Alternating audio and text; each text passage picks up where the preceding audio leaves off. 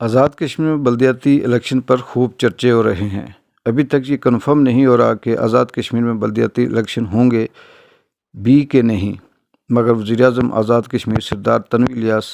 اپنی بات پر نہ صرف ڈٹے ہوئے ہیں کہ الیکشن ہوں گے، بلکہ الیکشن نہ ہونے کے راستے میں تمام رکاوٹوں کو دور کرنے کے لیے بھی سر جوڑ کر بیٹھے ہوئے ہیں۔ 27 نومبر کو بلدیاتی الیکشن کی تاریخ مقرر ہے، مگر سیکیورٹی اہلکار کم ہونے کی وجہ سے کچھ حلقوں اور سیاسی جماعتوں کا کہنا ہے کہ نہیں ہوں گے، اور تمام اپوزیشن جماعتوں کی یہ خواہش بھی ہے کہ الیکشن نہ ہی ہوں تو اچھا ہے۔ مگر سردار تنویر الیاس نے یہ تجویز بھی پیش کی ہے کہ اگر سیکیورٹی کا مسئلہ ہوا تو ہم ڈویژن وائز الیکشن کروائیں گے۔ آزاد کشمیر کے 3 ڈویژن ہیں، میرپور، مظفر آباد اور پونچھ۔ اس میں کیا کامیابی ہوتی ہے یہ تو چند دنوں میں پتہ چل جائے گا، مگر سردار تنویر الیاس الیکشن کروانے میں ڈٹے ہوئے ہیں اور ان کا ایک ہی موقف ہے کہ الیکشن ہر صورت میں ہر حال میں ہوں گے۔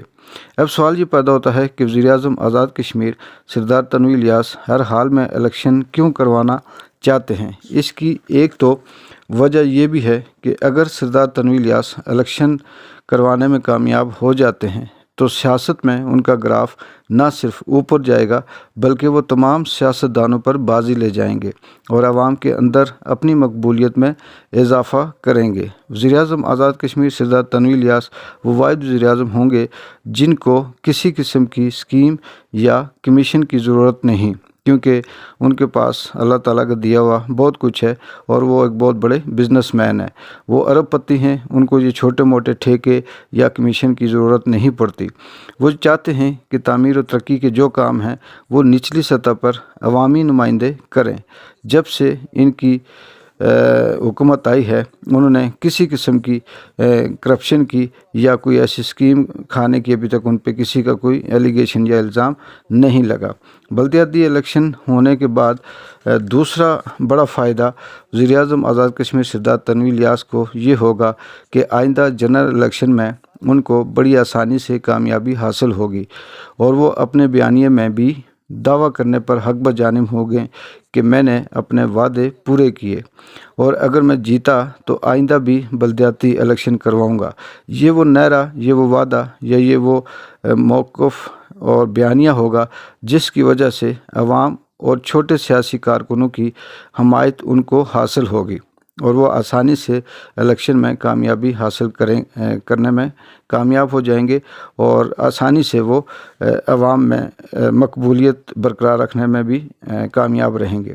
اس کا تیسرا فائدہ یہ بھی ہے کہ پھر ان کے خلاف جو عدم اعتماد لانے کی باتیں ہو رہی ہیں یا جو دوسری ان کی اپوزیشن مخالف سیاسی جماعتیں ہیں وہ بھی اپنا عوام کے اندر اس طرح سے اثر و رسوخ نہیں کامیاب رکھ پائیں گی اور وہ عدم اعتماد لانے میں بھی ناکام ہو جائیں گی۔ جس طرح سے وزیراعظم آزاد کشمیر سردار تنویر الیاس کے ارادے ہیں، جس طرح سے وہ اپنے موقف پر ڈٹے ہوئے ہیں، ایسے میں لگتا ہے کہ ڈویژن وائز ہوں یا ایک ہی ساتھ الیکشن ہوں، سردار تنویر الیاس الیکشن کروانے میں کامیاب ہو جائیں گے۔ اگر وہ ناکام ہوتے ہیں یا کسی بھی حالات کی وجہ سے